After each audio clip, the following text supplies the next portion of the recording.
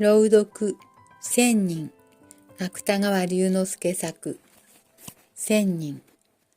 皆さん、私は今大阪にいます。ですから大阪の話をしましょう。昔大阪の町へ奉公に来た男がありました。名は何と言ったかわかりません。ただ飯炊き奉公に来た男ですから、ゴンスケとだけ伝わっています。ゴンスケは口入れ屋ののれんをくぐると、キセルを加えている番頭にこう口の世話を頼みました。番頭さん、私は1000人になりたいのだから、そういうところへ住み込ませてください。番頭はあっけに取られたように、しばらくは口も聞かずにいました。番頭さん、聞こえませんか？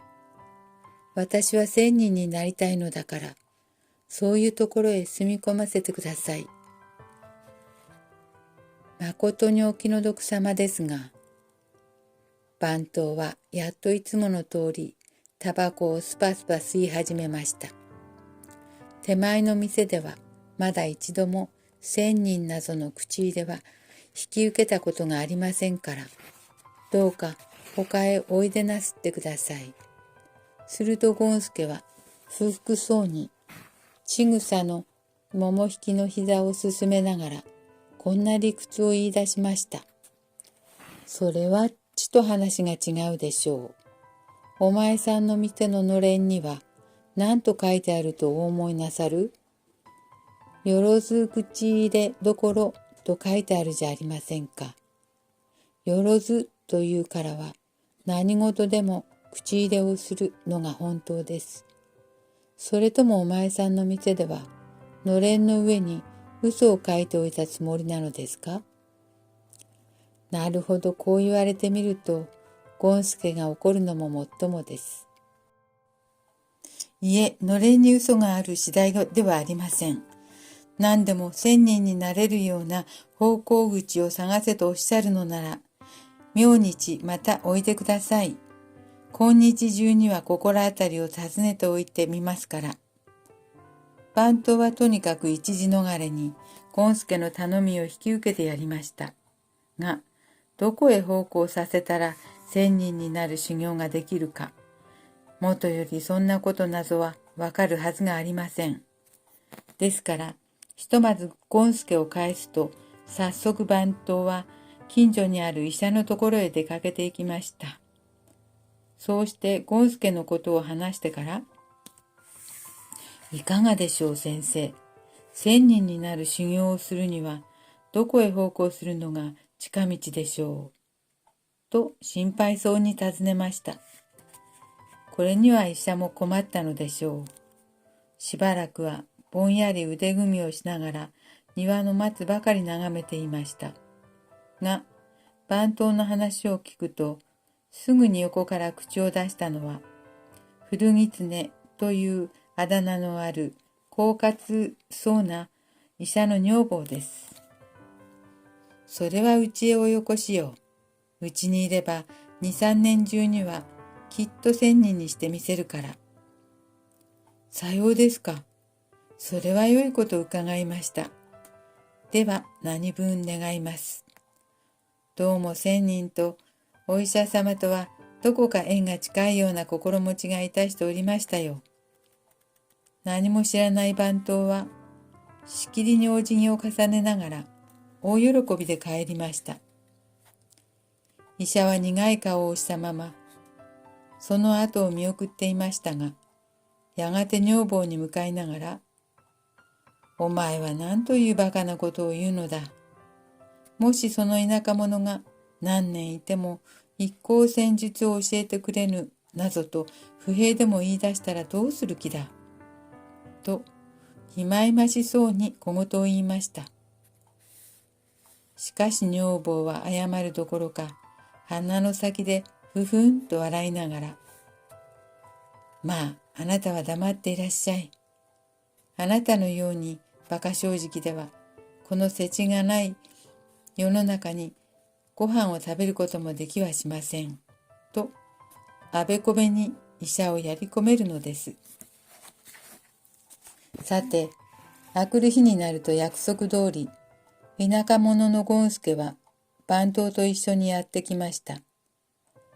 今日はさすがにゴンスケも初のお目見えだと思ったせいか、紋付きの羽織を着ていますが、見たところはただの百姓と少しも違った様子はありません。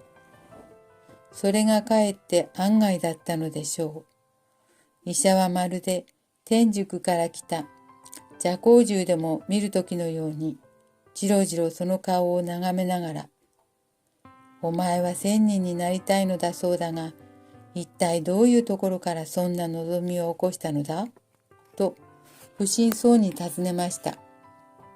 するとゴンスケが答えるには、別にこれというわけもございませんが、ただあの大阪のお城を見たら、太閤様のように偉い人でもいつか一度は死んでしまう。してみれば人間というものはいくら栄養映画をしても儚いものだと思ったのです。では仙人になれさえすればどんな仕事でもするだろうね。狡猾な医者の女房はすかさず口を入れました。はい、仙人になれさえすればどんな仕事でもいたします。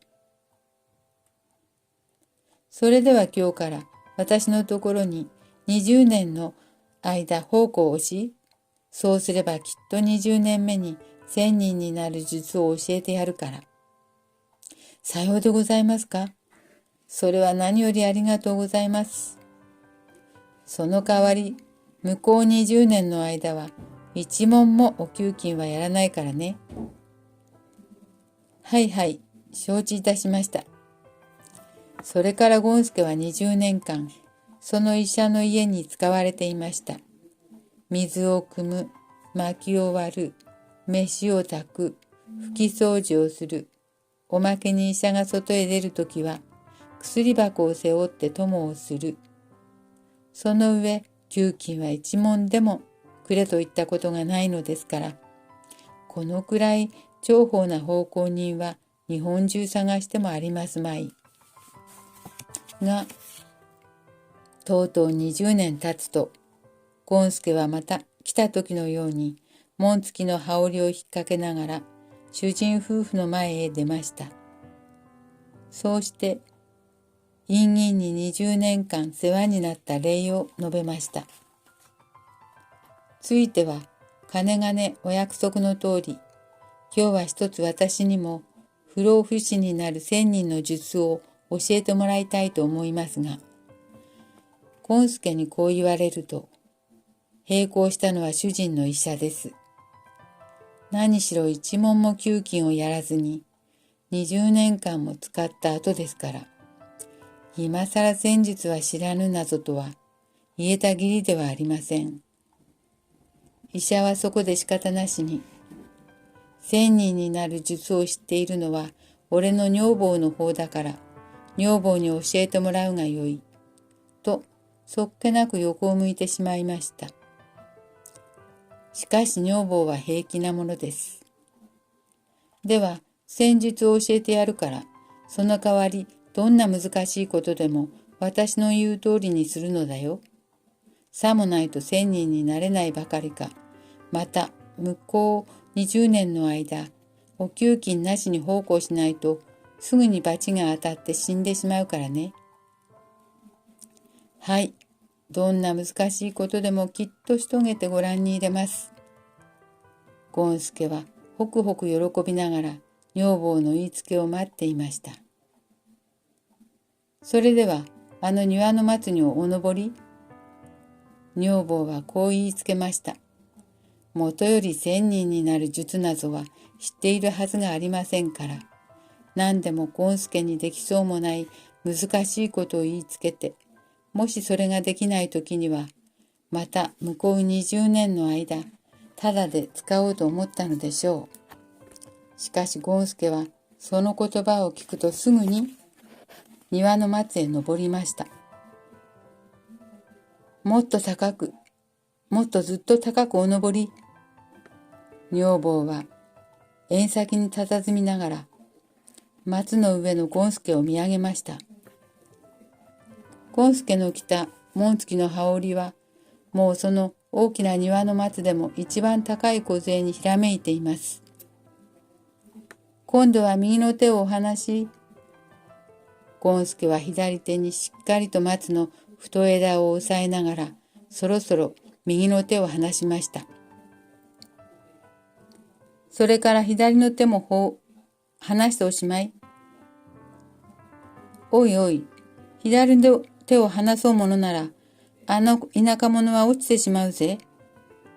落ちれば下には石があるし、とても命はありはしない。医者もとうとう縁先へ心配そうな顔を出しました。あなたの出る幕ではありませんよ。まあ私に任せておきなさい。さあ、左の手を離すのだよ。ゴンスケはその言葉が終わらないうちに、思い切って左手も離しました。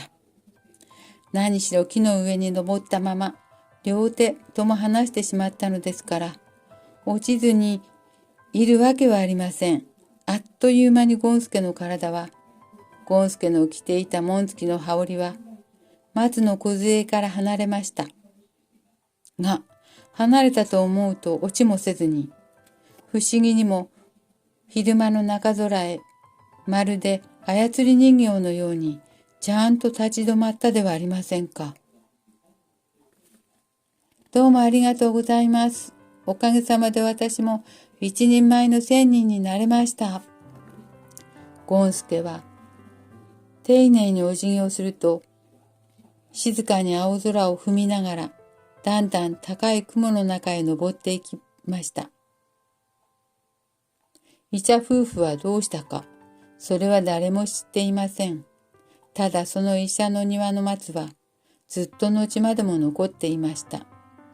何でも、淀屋辰五郎は、この松の雪景色を眺めるために、4抱えにも余る大木をわざわざ庭へ引かせたそうです。